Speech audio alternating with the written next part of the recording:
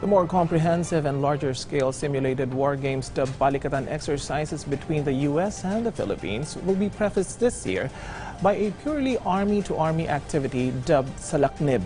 And this year, the exercise will focus on a theme of territorial defense that kicks off tomorrow and ends in April, as PTV's Bea Bernardo lays out in this report.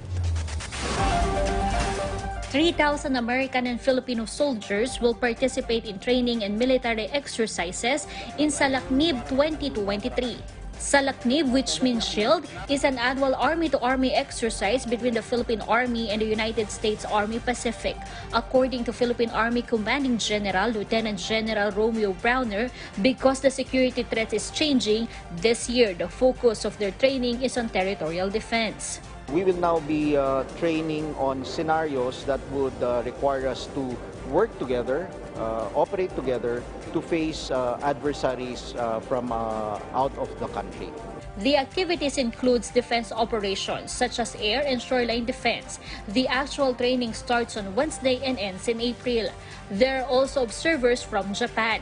This is the initial military exercise before the annual Balikatan exercises. The U.S. Army emphasized that the annual military exercise is a result of good relationship between the two countries. It's an exercise built upon the rock-solid foundation of 73 years of the Mutual Defense Treaty between our two nations. Meanwhile, Browner defends the establishment of more EDCA sites in the country. Aside from security, it will also help the economy. They will be getting their supplies from the community, and more than that, part of the exercises will involve programs and projects that would benefit the community. This is also the stand of the United States on the construction of new EDCA sites. But China warned that it might harm the national interests of the country and disrupt peace and stability in the region.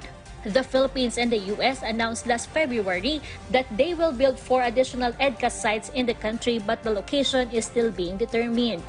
Bea Bernardo for The Nation.